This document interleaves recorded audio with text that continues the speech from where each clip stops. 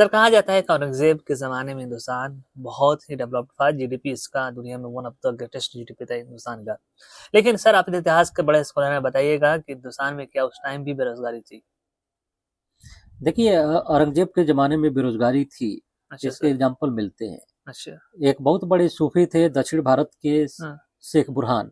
अच्छा, उनके पास लोग आए और रिक्वेस्ट किया कि नया कमिश्नर पुलिस कमिश्नर आया है या हुँ, फौजी कमांडिंग ऑफिसर हाँ, सिद्दी अली, हाँ, आप ज़रा उससे रिक्वेस्ट करिए कि हमें नौकरी पर रख ले। अच्छा तो सर, शेख बुरहान उन सभी को लेकर नौकरी उसे उसके पास गए ऑफिसर के पास। हाँ, हाँ, तो उस ऑफिसर ने उनसे कहा कि देखिए हाँ, मेरे अंदर 3 कमियाँ हैं। अच्छा, पहला नंबर तो मैं अफ्रीका का हूँ, लोग मेरा चेहरा देखना पसंद नहीं करते। अच्छा, दूसरी बात कि इस नौकरी में बड़ी हाँ, बेइज्जती है, हाँ, यानी हाँ, सिचुएशन ठीक नहीं है। अच्छा, उस समय मराठा मुगल लड़ाई चल रही थी। सर, तीसरी बात कि मैं मुफ़्त हूँ, तो आप बहुत बड़े पीर फ़कीर और सूफ़ी हैं, तो दोबारा मत आइएगा। हुँ, लेकिन बेरोज़गारी इतनी थी कि फिर शेख बुरहानुद्दीन के पास लोग आ गए हुँ, और वे ले जाकर उनसे बहुत रिक्वेस्ट किया कि आप हमारी नौकरी लगवा दीजिए। हुँ, शेख बुरहान फिर गए, तो अच्छा, पुलिस जो कमिश्नर था वो अब इरिटेट हो गया। अच्छा, बोला कि आपका तो चेहरा देख के अब की बार रख रहा हूँ, हाँ, लेकिन अब दोबारा मत आइएगा,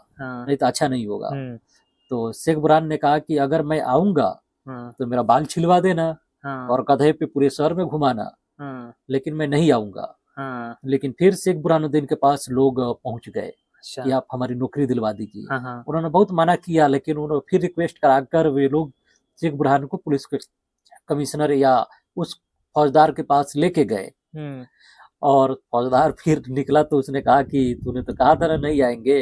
हाँ, तो उन्होंने कहा कि ठीक है, मैंने कहा था नहीं आऊँगा, लेकिन इन बेचारों की मदद के वास्ते मैं आया हूँ। हाँ, साथ में एक गधा हाँ, और हजाम लेके आया हूँ कि मेरे हाँ, बाल छिलवा दो, गधे पे पूरे शहर घुमवाओ, हाँ, लेकिन इन बेचारों को नौकरी तो दे दो। अच्छा, तो पुलिस कमिश्नर वो सिद्दी अली था, वो हँसने लगा हाँ, और कहा कि ठीक है चलो इन्हें नौकरी पर रख लेते हैं, हाँ, अब मत आइएगा। हाँ, तो बेरोज़गारी थी। हाँ, आप एक और एग्ज़ाम्पल समझिए, अच्छा, जो औरंगज़ेब का ये रक्षा मंत्री था, डिफेंस मिनिस्टर हाँ, हाँ, रुहुल्लाह खान, हाँ, मीर बख्शी था, उसकी जो भी होता है मसौदा को औरंगज़ेब ने फाड़ दिया। अच्छा, कहा कि मैं खानजादों को जो औरंगज़ेब के ज़माने बाप-दादाओं के ज़माने से नौकरी में आ रहे थे, हाँ, वो बेरोज़गार हो गए थे। अच्छा, क्योंकि नए जो सिचुएशंस थे इसमें मराठों को हाँ, टोटल हिंदुओं की 50% नौकरी दी गई थी। वो अच्छा, मराठे जो ओबीसी से थे, शूद्र थे।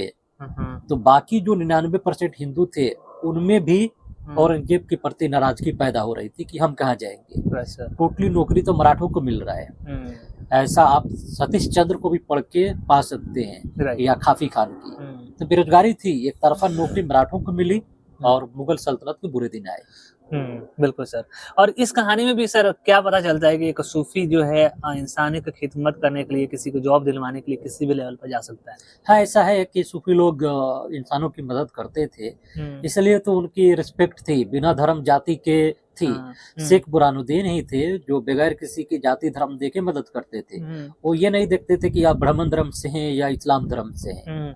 और वो पहुँच गए, भले उनको शहर में मुंडी छिलवा कर के गधे पे घुमाया जाए, फ़र्क नहीं पड़ता, लेकिन लोगों को नौकरी दिलवाने के लिए पहुँच गए। हाँ, इस लेवल तक सूफ़ी जा सकते थे लोगों की हेल्प करने के लिए। एनीवे, मैं उम्मीद करता हूँ कि दोस्तों आपको ये वीडियो ज़रूर पसंद आया होगा। हम लोग बहुत डीप रिसर्च करते हैं और प्राइमिंग सोर्स तक जाते हैं। आपको इस तरह के कंटेंट शायद इंटरनेट के दुनिया में कहीं मिलेगा। तो हमारे चैनल से जुड़िए और इस वीडियो को ज़्यादा से ज़्यादा शेयर कीजिए। Thank you so much.